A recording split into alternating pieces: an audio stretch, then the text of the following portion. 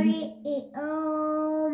अथ राजविद्या राजगुह्ययोगो नाम नवमोऽध्याय। ಶ್ರೀ ಭಗವಾನುವಾಚ. ಯಾರು ಹೇಳುದಿಲ್ಲ, ಅದು ಒಬ್ಬನೇ ಹೇಳ್ತು. ಶ್ರೀ ಗುರುಭ್ಯೋ ನಮಃ. ಶ್ರೀ ಗುರುಭ್ಯೋ ನಮಃ. ಶ್ರೀ ಪರಮಾತ್ಮನೇ ನಮಃ. ಶ್ರೀ ಪರಮಾತ್ಮನೇ ನಮಃ. ಹರಿ ಓಂ. ಹರಿ ಓಂ. ರಾಜವೇದ್ಯಾ ರಾಜಗುಹ್ಯ ರಾಜವಿದ್ಯಾ ರಾಜಗುಹ್ಯ ಯೋಗೋ ನಾಮ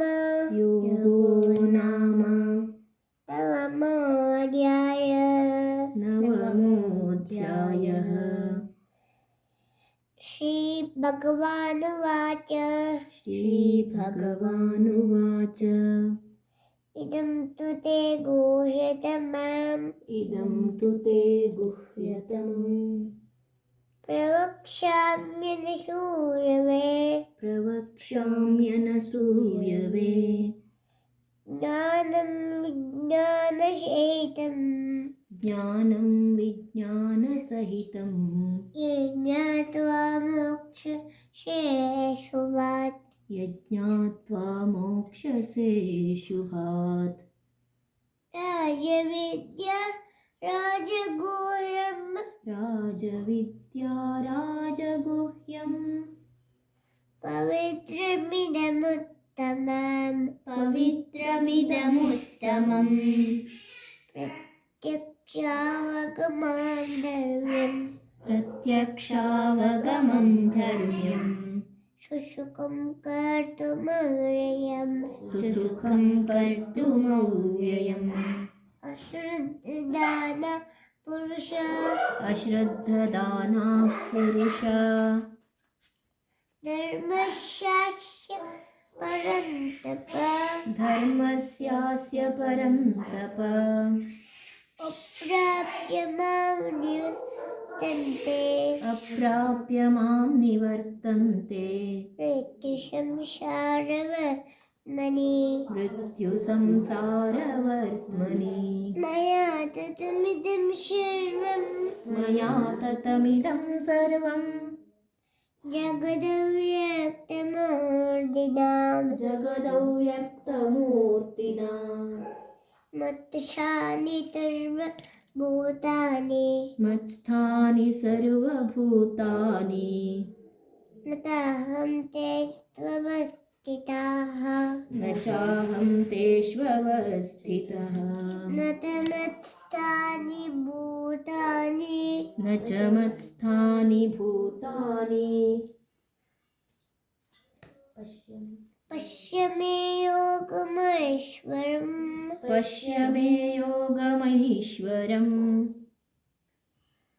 ಭೂತಭೃನ್ನತ ಭೂತಸ್ಥೋ ಭೂತಭೃನ್ನ ಚ ಭೂತಸ್ಥೋ ಮಮಾತ್ಮ ಭೂತ ಭಾವನಃ ಮಮಾತ್ಮಾ ಭೂತಭಾವನಃ ಯಥಾಕಾಶಸ್ಥಿತೋ ನಿತ್ಯಂ ಯಥಾಕಾಶಸ್ಥಿತೋ ನಿತ್ಯಂ ವಾಯುಸ್ತರ್ವತ್ರ ಗೋ ಮಹಾನ್ ವಾಯುಃ ಸರ್ವತ್ರ ಗೋ ಮಹಾನ್ ತಥಾ ಸರ್ವಾಣಿ ಭೂತಾನಿ ತಥಾ ಸರ್ವಾಣಿ ಭೂತಾನಿ ಮತ್ತಾನಿತ್ಯುಪಧಾರಯ ಮತ್ಸ್ಥಾನೀತ್ಯುಪಧಾರಯ ನ ತಮತ್ಸ್ಥಾನಿ ಭೂತಾನಿ ನ ಚ ಮತ್ಸ್ಥಾನಿ ಭೂತಾನಿ.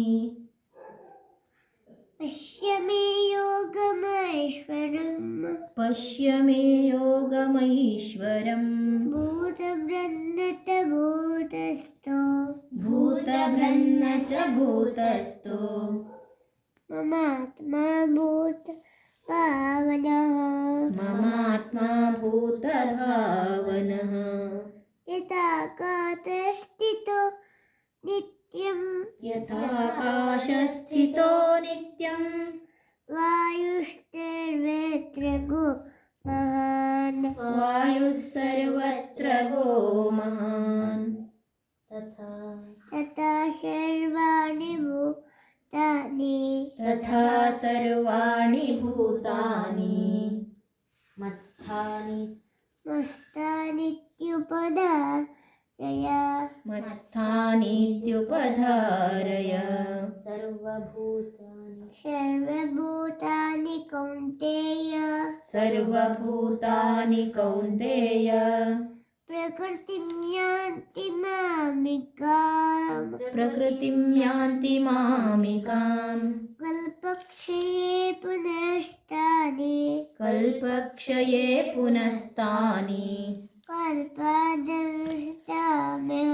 कल्पादौ विसृजाम्यहम् प्रकृतिं स्वामस्तभ्य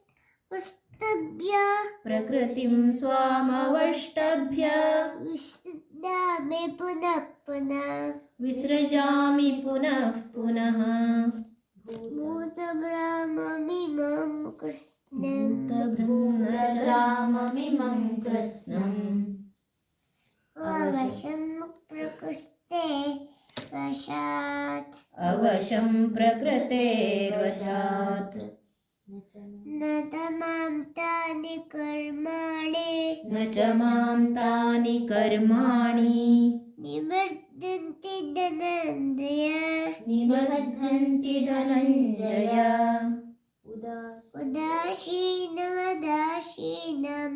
उदासीनवदासीनम् अतक्तेन्तु कर्मसु असक्तं तेषु कर्मसु मयाध्यक्षेण प्रकृतिः मयाध्यक्षेण प्रकृतिः श्रूयते सूयते सचराचरम् हेतुनानेन कौन्तेय हेतुनानेन कौन्तेय जगद्विपरिवर्तते अजानन्ति मां मूढाः अवजानन्ति मां मूढा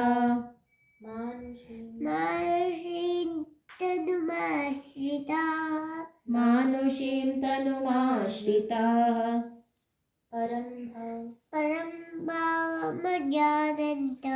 परं भावमजानन्तो मम भूतमहेश्वरम् मम भूतमहेश्वरम्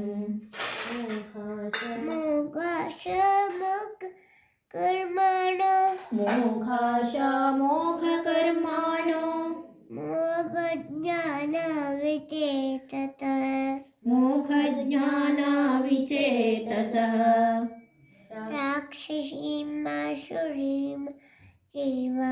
राक्षसीमासुरीं चैव प्रकृतिं मोहिनीं श्रिताः प्रकृतिं मोहिनीं श्रिताः महात्मानस्तु मां पार्थ महात्मानस्तु मां पार्थ दैवीं प्रकृतिमाश्रिताः दैवीं प्रकृतिमाश्रिताः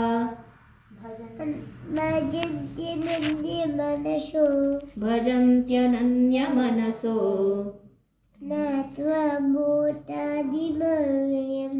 ज्ञात्वा भूतादिमव्ययम्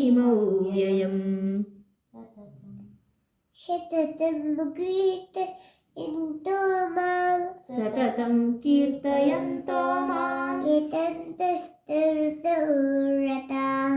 यतन्तश्च दृढौ रताः नमस्यन्त्यस्य मां भक्त्या नमस्यन्तश्च मां भक्त्या नित्ययुक्ता उपासते नित्ययुक्ता उपासते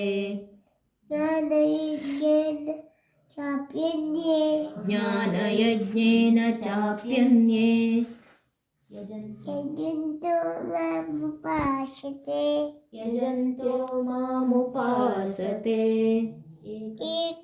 एकत्वेन पृथक्त्वेन एकत्वेन पृथक्त्वेन बहुधा विश्वतोमुखम् बहुधा विश्वतोमुखम् अहं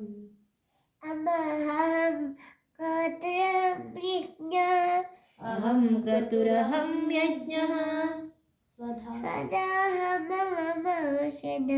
स्वधाहमहमौषधम्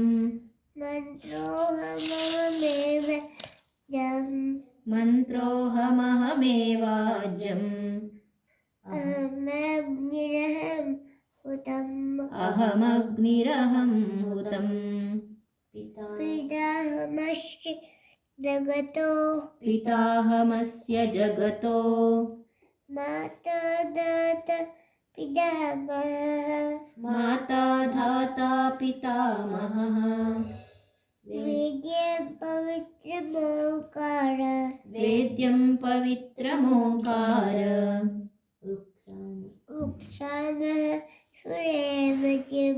रुक्सामयजुरेव च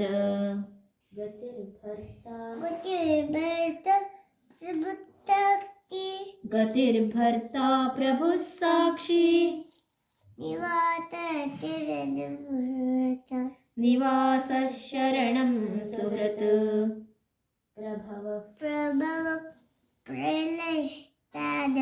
प्रभवः प्रलयस्थानं निधानं बीजमव्ययम् ॐ तत्सदिति श्रीमद्भगवद्गीता सुपनिषत्सु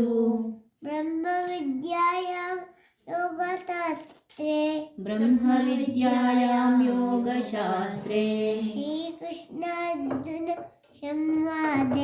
श्रीकृष्णार्जुनसंवादे